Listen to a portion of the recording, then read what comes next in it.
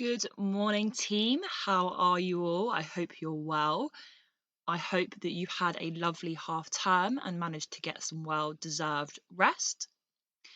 This term, we are moving on from studying The Tempest, and we are going to be studying dystopian fiction. This was introduced to you during your library lessons last term. We're going to study a dystopian text called Animal Farm in our library lessons. And then we're going to study other dystopian short stories during our normal lessons. So, before we get into the content, could you please pause the video now and make sure you get down the title, the date, and the learning objective. Pause the video and come back when you have those three things copied down, please. Okay, if you're back, that means you're ready to complete the do now. For the do now today, you need to go to Show My Homework and open something that's called the topic guide. This is basically a knowledge organizer for this dystopian fiction unit. So can you pause the video now and come back when you have the topic guide from Show My Homework open and ready to use?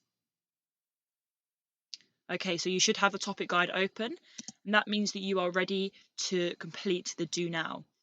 There are 5 terms that I need you to define.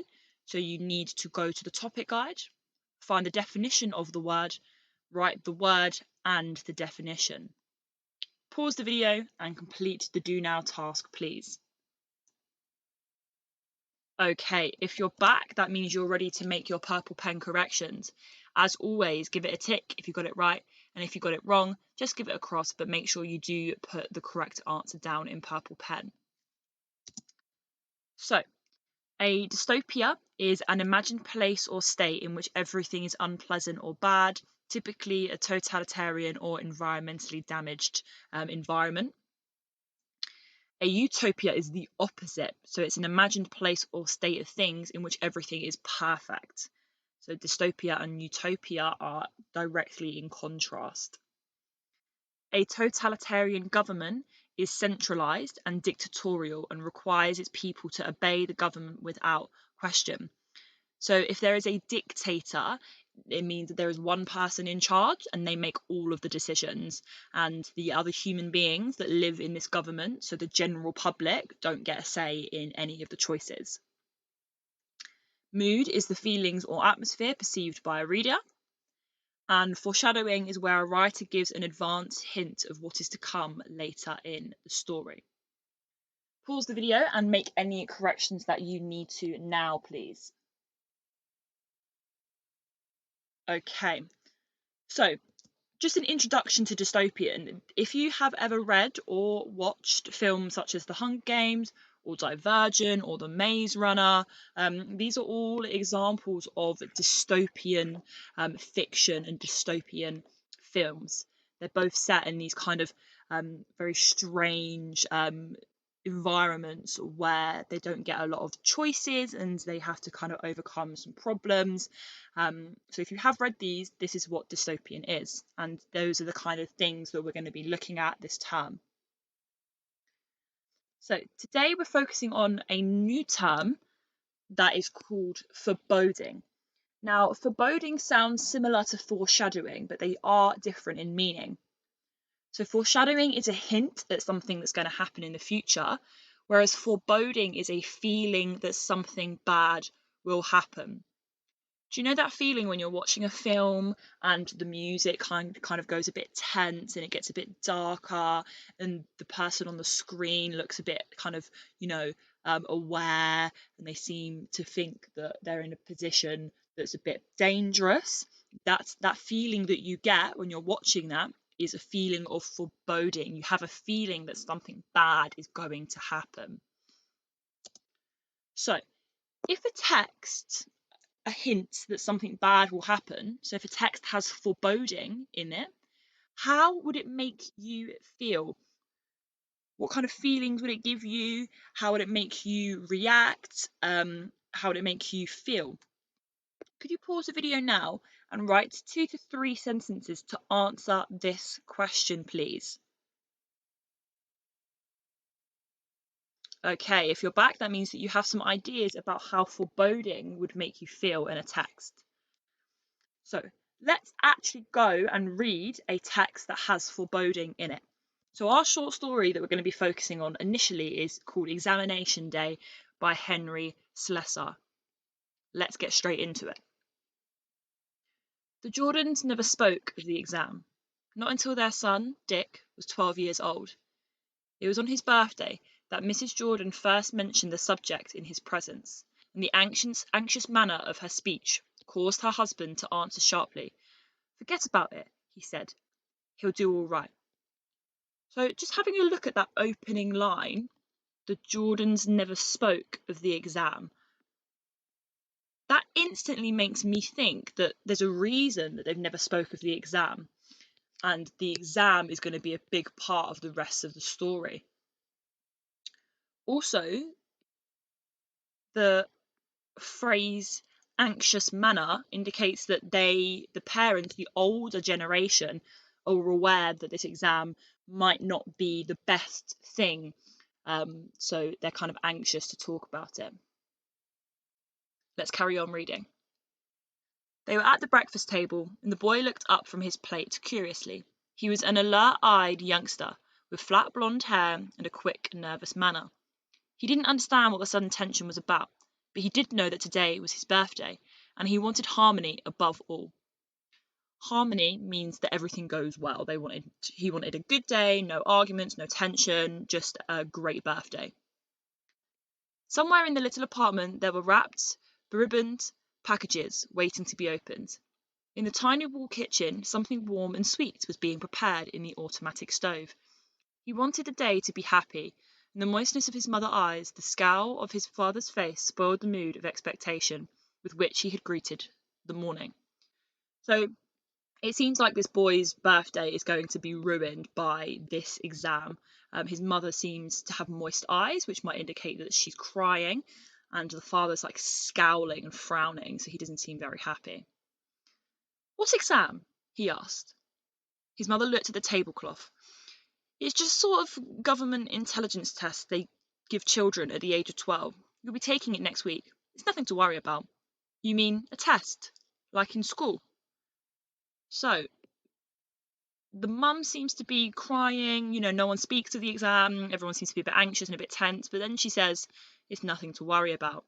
So it seems like she's trying to reassure Dick that everything's going to be okay, but maybe she knows that it's not. Also, the fact that it's introduced as a government intelligence test shows that this is a dystopian setting and that the government seem to control everyone. And it's interesting that they are giving children an intelligence test, and we're going to talk about that a little bit more after we've read. "Something like that," his father said, getting up from the table. "Go read your comic books, Dick." The boy rose and wandered towards the part of the living room that had been his corner since infancy. So infancy meaning when he was an infant, when he was younger. He fingered the topmost comic of the stack, but seemed uninterested in the colourful squares of fast-paced action. He wandered toward the window and peered gloomily at the veil of mist that shrouded the glass. "Why did it have to rain today?" he asked. "Why couldn't it rain tomorrow?" So it's also interesting here that the weather seems to be quite ominous and eerie and unpleasant. It's raining and that it's misty. So it seems that the environment he's in is not a very positive one anyway. His father now slumped into the armchair with the government newspaper, rattled the sheets in vexation. "Because it just did, that's all. Rain makes the grass grow." Again, notice that his father's reading a government newspaper. So they are being fed information by this government. "Why, Dad?" "Because it does, that's all." Dick puckered his brow. "What makes it green, though? The grass?" "Nobody knows," his father snapped, then immediately regretted his abruptness. So Dick seems to be asking a lot of questions. He seems quite curious and inquisitive. Later in the day, it was birthday time again. His mother beamed as she handed over the gaily coloured packages, and even his father managed a grin and a rumple of the hair. He kissed his mother and shook hands gravely with his father. And the birthday cake was brought forth, and the ceremonies concluded. An hour later, seated by the window, he watched the sun force its way between the clouds. "Dad," he said, "how far away is the sun?" So this line here is really interesting, I think. He watched the sun force its way between the clouds. And that idea of the sun forcing its way between the clouds might indicate that this place doesn't get much sun or joy or happiness, and that those feelings are always forced. 5,000 miles, his father said. Dick sat at the breakfast table and again saw moisture in his mother's eyes. He didn't connect her tears with the exam until his father suddenly brought the subject to light again. "Well, Dick," he said, with a manly frown, "you've got an appointment today." "I know, Dad. I hope—" "Now, it's nothing to worry about. Thousands of children take the test every day. The government wants to know how smart you are, Dick. That's all there is to it." So again, he repeats this idea, saying it's nothing to worry about. The mum said that earlier on. Again, are they lying to him? Are they trying to protect him? They're trying to make him feel better? Who knows? And also, the government wants to know how smart you are, Dick. So why would a totalitarian government, a government where all the decisions are made by the people that are in power, why would they care about how smart and how intelligent the children are? Have a think about that as we carry on reading. "I get good marks in school," he said hesitantly. "This is different. This is a special kind of test. They give you this stuff to drink, you see, and then you go into a room where there's a sort of machine." "What stuff to drink?" Dick said. It's nothing. It tastes like peppermint. It's just to make sure you answer the questions truthfully. Not that the government thinks you won't tell the truth, but this stuff makes sure." So the fact that the participants in the test have to make drink some kind of juice or whatever, some potion that makes them answer the question truthfully, shows that maybe they don't trust their people. Dick's face showed puzzlement, so like confusion, and a touch of fright. He looked at his mother, and she composed her face into a misty smile. "Everything will be all right," she said. "Of course it will," his father agreed. "You're a good boy, Dick. You'll make out fine. Then we'll come home and celebrate, all right?" "Yes, sir," Dick said. Okay, so now I want you to answer these questions based on the first half of examination day. So in red, that's indicating how much I would like you to write. A couple of you are getting quite lazy with the amount that you are writing. It's not good enough to write one word or one sentence answers. So you are going to be expected to write these amount of sentences for each question. And I will not be accepting submissions that are less than these amounts. So number one, look at the opening two paragraphs. So for that, you're going to need to rewind the video. How does Slessor, the author, make the reader know that the exam is something to be feared? And there was a few highlighted quotes that we talked about that you might want to use in your 3 sentences to answer this question. Why might a totalitarian government require children to take an intelligence test when they turn 12? How can we tell that Dick is nervous about the test? Remember what I said about him being inquisitive and curious? Maybe think about some of the punctuation that's used during the exchange between Dick and his parents. And again, you can use quotes in your answer and write 3 sentences. And the first half of the story is set at home on Dick's birthday. How does using this setting make the story appear even more sinister? Again, you can use quotes in this answer, but you need to rewind the video and you need to write 3 sentences. So pause the video now, rewind if you need to return back to my reading or my explanation of some of the key quotes from the first half of the examination day, and come back to the video and we can continue when you have completed these 4 sentences, these 4 questions with the required amount of sentences. Okay, if you're back, that means that you have completed these 4 questions and you should have the total amount of sentences on the screen. So now the main thing, remember we're looking at foreboding, a feeling that something bad will happen. And the beginning half of the examination day definitely creates a sense of foreboding.